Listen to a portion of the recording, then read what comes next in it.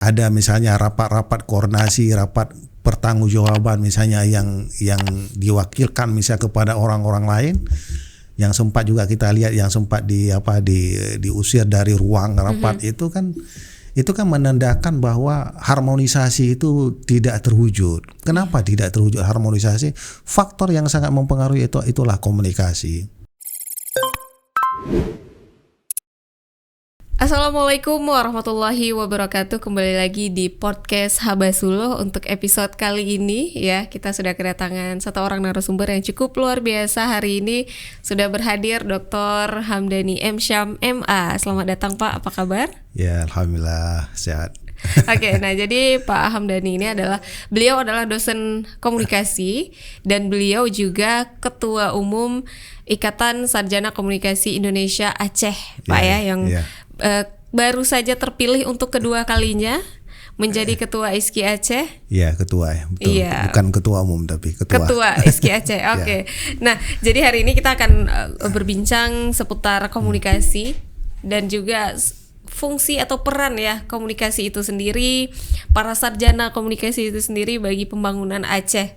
Mungkin kalau komunikasi ya Pak, selama ini tuh dianggap lebih ke entertainment, ataupun komunikasi itu pakar-pakar komunikasi lebih ke media, public speaking. Padahal cukup jauh lebih dari itu gitu ya. Termasuk komunikasi itu juga sangat penting dalam pembangunan suatu daerah termasuk Aceh sendiri.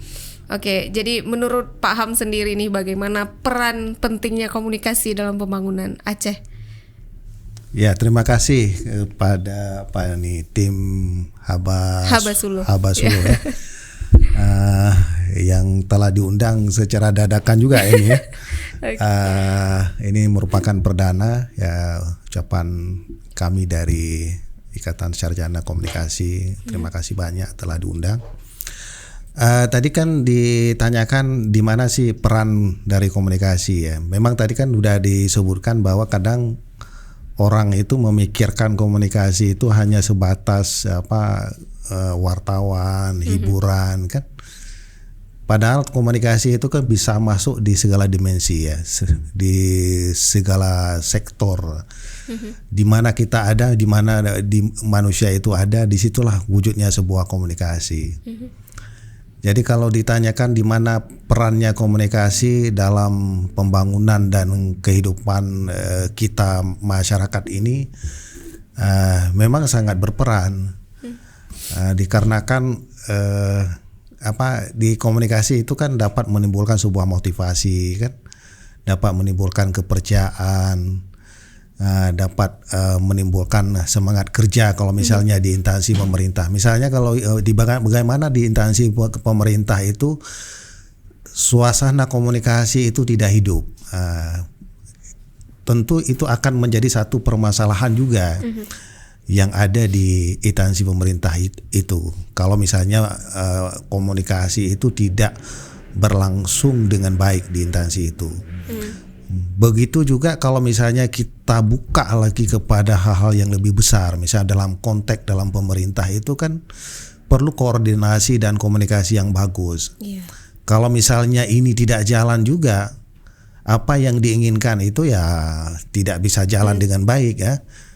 Jadi kalau ditanyakan seperti itu ya seperti itu, komunikasi itu masuk di dalam segala dimensi. Dan sangat berperan dia dalam kehidupan kita ini. Oke, kalau dari pandangan Bapak sendiri saat ini ya, khusus di Aceh, sudah sebaik apa komunikasi yang berlangsung, khususnya di instansi-instansi pemerintahan ya, sehingga kinerjanya itu bisa optimal gitu. Kalau kita lihat kan apa yang kita lihat di media ya, kita asumsikan selama ini yang kita tahu kan karena kita bukan di internal ya, dan kita juga tidak pernah mengkaji tentang masuk ke wilayah-wilayah itu. Tetapi kan kalau kita lihat Aceh ini kan terkena mendapat julukan ya di media itu kan daerah termiskin di Sumatera Utara ya kan. peringkatnya itu paling bawah.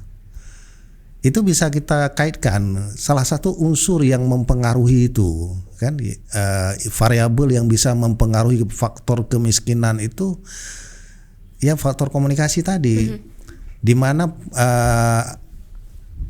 pemerintah ini antara eksekutif dan legislatif juga kan sering kita lihat ya di dalam media-media itu yang mereka itu seperti kurang harmonisasi, saling menyalahkan kan. Kalau misalnya kita dihadapkan kepada saling menyalahkan itu kan kita sifatnya kan mempertahankan apa yang dianggap orang itu salah kan. Makanya habis energi kita itu dikarenakan ada hal-hal yang demikian itu ya, yang untuk itu ya, menyerang dan mempertahankan diri sehingga kita tidak pikiran kita itu tidak terfokus lagi bagaimana kita mewujudkan pembangunan yang baik untuk kesejahteraan masyarakat, khususnya misalnya masyarakat Aceh ini. Misalnya kalau kita lihat kalau nggak salah saya baca itu di media itu di sana juga misalnya di Sigli, di kita di provinsi juga itu kan ada misalnya rapat-rapat koordinasi, rapat pertanggungjawaban misalnya yang diwakilkan misalnya kepada orang-orang lain, yang sempat juga kita lihat yang sempat diusir dari ruang rapat itu kan menandakan bahwa harmonisasi itu tidak terwujud. Kenapa tidak terwujud harmonisasi? Faktor yang sangat mempengaruhi itulah komunikasi. Oke. Nah, ya. Jadi masih kurang harmonis ya untuk saat ini ya, ini bisa dilihat Pak ya. Jadi itu yang berefek cukup besar juga terhadap pembangunan dan lain sebagainya. Jadi apa yang bisa dilakukan gitu Pak? Seharusnya. Itulah memperkuat komunikasi itu sendiri ya. Karena kan inilah yang perlu dipahamin oleh pemangku-pemangku kepentingan yang ada di masyarakat, yang ada di Aceh misalnya itu ilmu masalah komunikasi itu harus harus diperhatikan. Kan istilahnya kan ada kita dalam komunikasi itu ada namanya komunikasi krisis. Ada krisisnya komunikasi kan. Ini kan kalau kita lihat ini maknanya ya jauh berbeda. Di mana krisis komunikasi, bahwa komunikasi itu adalah faktor penyebab terjadinya sesuatu permasalahan ya. Misalnya disebabkan tidak adanya komunikasi tidak berlangsung dengan baik, instansi itu menjadi sebuah krisis. Kemudian kalau memang krisis itu ada, salah satu faktor yang mempengaruhi adalah komunikasi. Yang kita kenal itu adalah komunikasi krisis, di mana komunikasi mengambil peran di sana untuk menyelesaikan krisis yang ada. Jadi solusinya kalau misalnya ada instansi tersebut, misalnya ada sumbatan komunikasi, pernah nggak dibuat semacam audit komunikasi, di mana sumbatan itu apa yang jadi permasalahan dan bagaimana kita selesaikan itu. Kan itu yang belum kita lihat ya. Malah yang kita dengar itu masih masih ada keinginan untuk membuat semacam komunikasi krisis ya, pentingnya komunikasi krisis pada instansi pemerintah kan. Berarti kan ini sudah ada, ini sudah nampak di pemerintah itu bahwa komunikasi adalah sesuatu yang penting. Dan di tiap-tiap instansi pemerintah itu kan ada unsur komunikasi dan ada juga krisisnya kan. Misalnya krisis itu kan tidak dilihat dalam lingkup yang sangat luas sekali. Desas-desus yang terjadi antar karyawan misalnya, harmonisasi di antara karyawan itulah yang membuat krisis itu. Kalau misalnya tidak ditangani dengan baik itu ya dia akan menjadi lebih besar kan. Jadi komunikasi itulah yang mengambil peran itu. Peran yang sangat penting. Dan apalagi para instansi pemerintahan, dan nanti larinya malah ke tingkat kepercayaan masyarakat gitu ya. Kalau sekarang kayaknya tingkat kepercayaan masyarakat terhadap pemerintah itu kan juga semakin minim. Diperburuk lagi ya. Dengan komunikasi itu juga salah satu ya. Citra itu nggak baik, kepercayaan masyarakat itu berkurang. itu Kembali bentuk komunikasi yang dibangun oleh mereka itu kemudian ditangkap oleh media. Media melemparkan kepada masyarakat. Masyarakat melahirkan sebuah persepsi. Jadi persepsi yang tidak kepercayaan itulah adalah faktor tadi ya. Faktor tadi. Kemudian kan ada istilah-istilah juga di dalam komunikasi itu kan faktor mengatakan sesuatu itu adalah sesuatu yang kamu katakan itu yang benar ya. Katakan sesuatu yang benar kan gitu kan.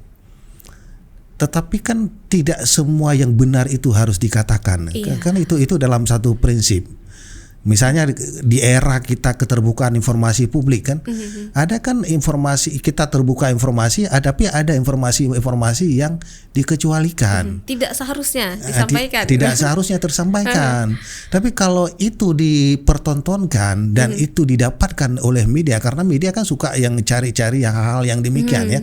Ada yang kontroversi misalnya, apalagi daya kontrol fungsi kontrol dari media itu. Misalnya ingin memperlihatkan bahwa ada terbangun tidak harmonisasi antara misalnya legislatif dan eksekutif kan. Jadi itulah persepsi yang akhirnya terbentuk sama masyarakat ya, kayak gitu Pak ya. Iya, terbentuk. Dan saya sangat yakin juga salah satu unsur yang mempengaruhi adalah komunikasi. Misalnya kita kenapa jatuh ke daerah termiskin ya.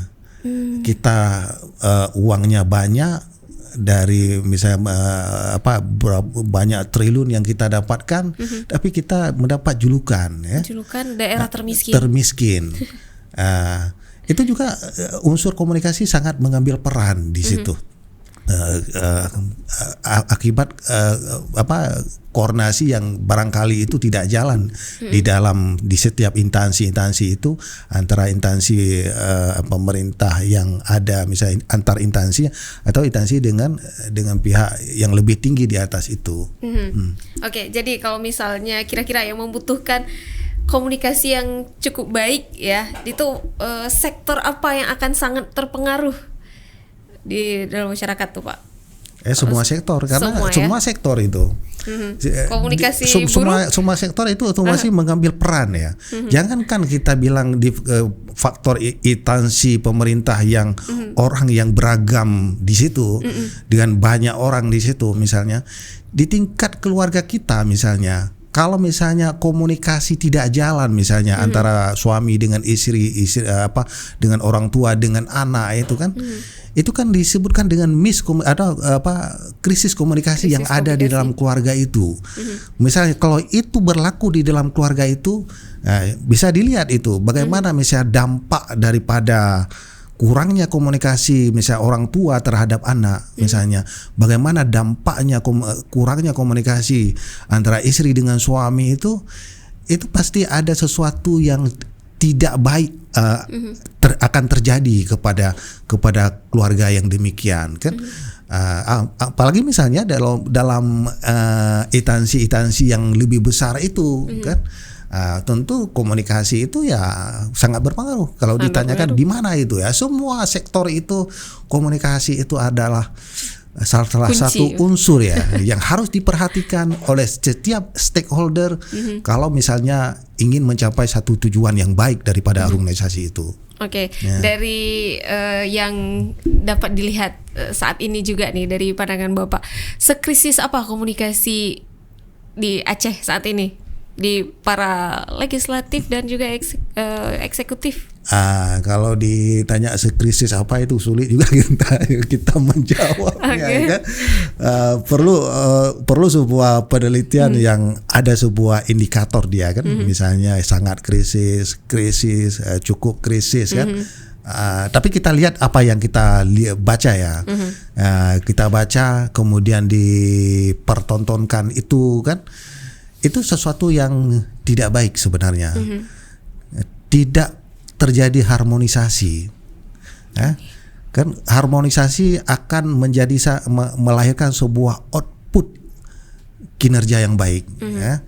Harmonisasi akan mencapai satu tujuan dari pekerja yang kita harapkan. Tapi ya seperti yang kita lihat selama yang sekarang ini kan, misalnya yang seperti yang kasus-kasus apa, misalnya kenapa misalnya kalau diundang tidak datang kan, kemudian kalau misalnya ada diwakilkan orang lain tidak bisa kan, ini kan juga faktor komunikasi yang tidak ada harmonisasi. Oke. Jadi berbicara keharmonisan tadi yang semakin berkurang gitu Pak ya. Apa yang bisa dilakukan nih sama para sarjana komunikasi atau ya baik akademisi, praktisi komunikasi? Ya, memang kita tidak boleh diam kan. Seperti yang di awal dibuka tadi kan, orang kan menyangka komunikasi itu hanya sebatas wartawan, media televisi kan. Padahal kan tadi banyak ya.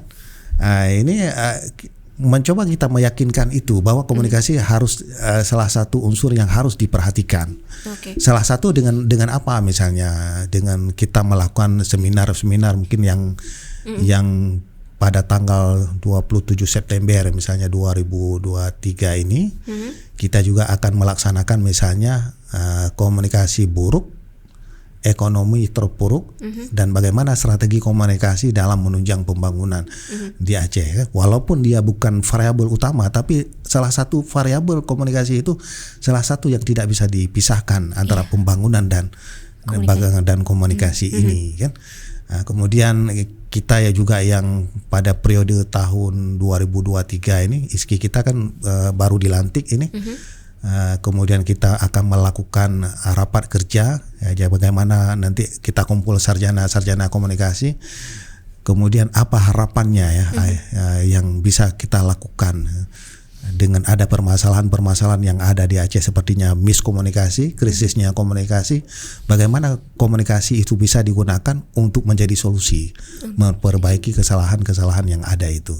Oke, berarti nanti mungkin bisa sama-sama kita ikuti seminarnya di tanggal 27 September 27 September. Temanya Pak komunikasi buruk, ekonomi terpuruk ya. Komunikasi buruk, ekonomi terburuk. Oke, jadi nanti mungkin itu bisa menjadi pencerahan lagi bagi kita bersama ya, dan juga nanti akan berkumpulnya para sarjana komunikasi di sana dan mungkin akan melahirkan seperti yang Bapak bilang solusi-solusi yang bisa dilakukan ya oleh ISKI untuk pembangunan Aceh khususnya ke depannya. Oke, karena waktu kita yang cukup singkat juga untuk hari ini, sukses Pak untuk kegiatannya dan juga sukses untuk ISKI ya. Semoga banyak hal-hal baik yang akan dilakukan di periode ini. Terima kasih sekali lagi Pak Aham sudah bisa berhadir di podcast Habasulu dan juga untuk penonton Habasulu yang terus menyaksikan setiap episodenya. Dan juga kami mohon maaf jika ada kesalahan kata. Akhirnya kami pamit undur diri. Wassalamualaikum warahmatullahi wabarakatuh.